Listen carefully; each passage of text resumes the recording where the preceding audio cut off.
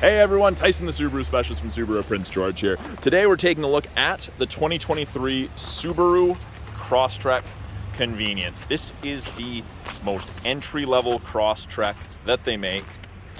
Also the smallest crossover slash SUV that's in Subaru's lineup. You still get 8.7 inches of ground clearance, which is just about as much as a half-ton pickup.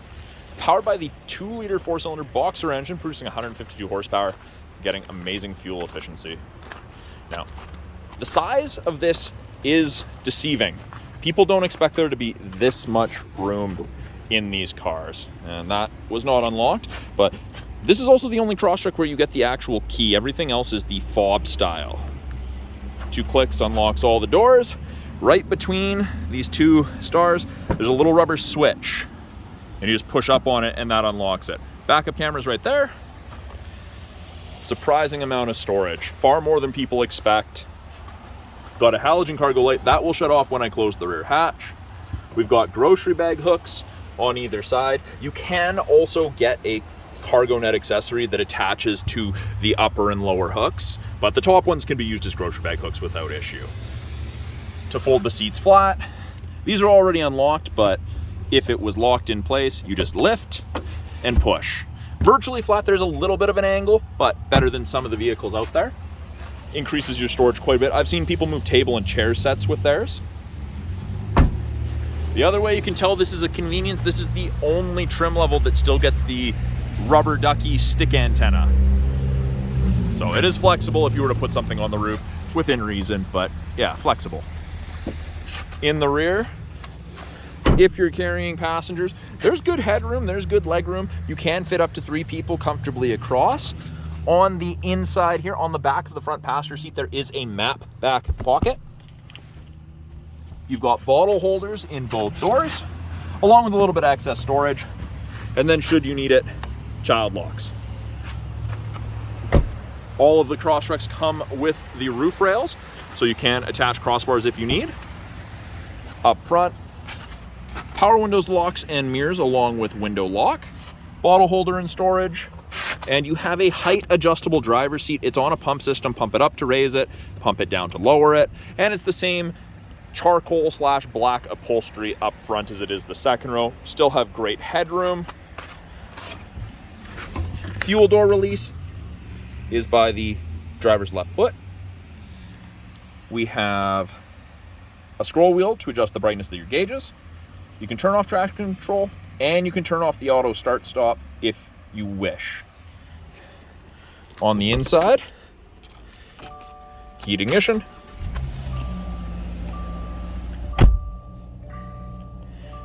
You're almost always gonna have that little blue light there when you first turn on the Crosstrek when it's cool out. That's just letting you know it's not at peak operating temperature and to be kind to it. You don't have to wait for that to go out before you start driving, but don't drive it hard.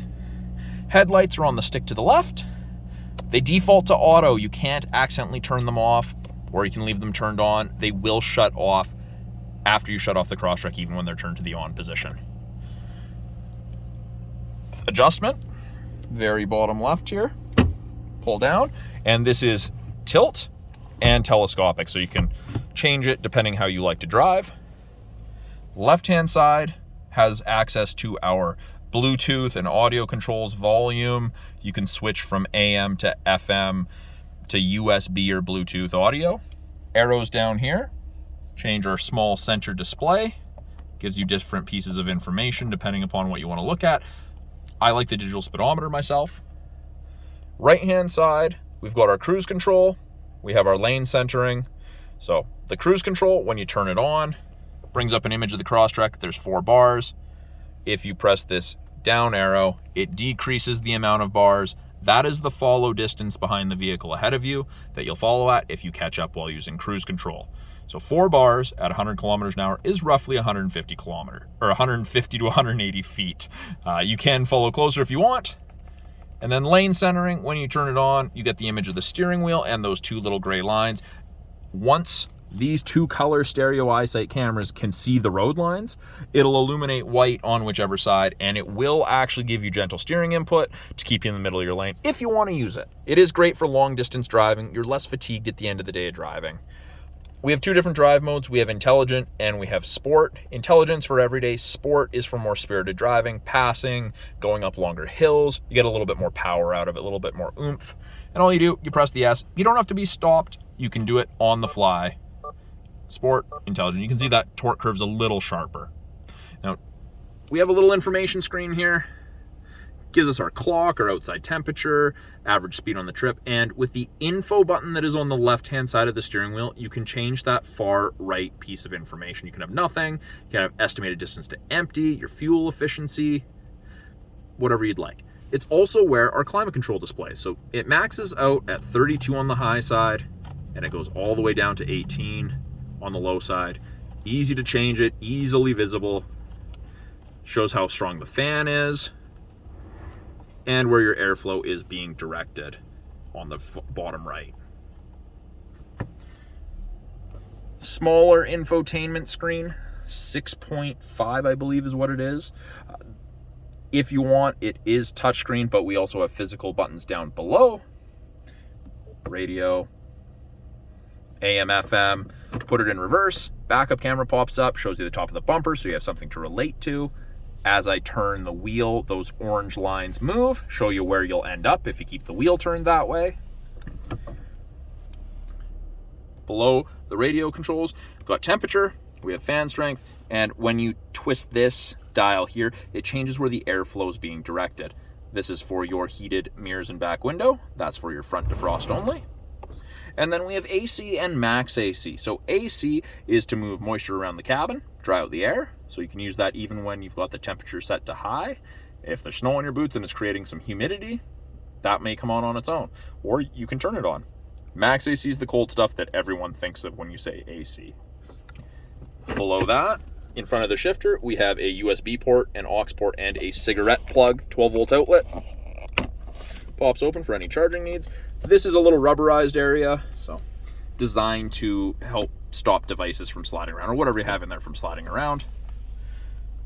You automatic transmission, CVT of course, you've got drive, and you have low gearing. So you've got a couple options. And then we have X mode, which is similar to 4x4 low in a pickup, only works up to speeds of 40 kilometers an hour. It locks the all-wheel drive 50-50. It makes a very capable vehicle more capable. You just press it. X mode pops up. You get the little rough terrain icon. Doesn't change anything up there. It is all on the center screen. That's actually a change they've made. We've got cup holders. We have a center armrest. There is a 12-volt outlet in there as well, and a place to run a cord for charging. Good old handbrake. I know a lot have gone to the electric style. It's nice that we still have the handbrake in the Crosstrek. And then up top here, we have lane sway assist. This will start beeping at you if you start changing lanes without signaling. And we have automatic emergency braking.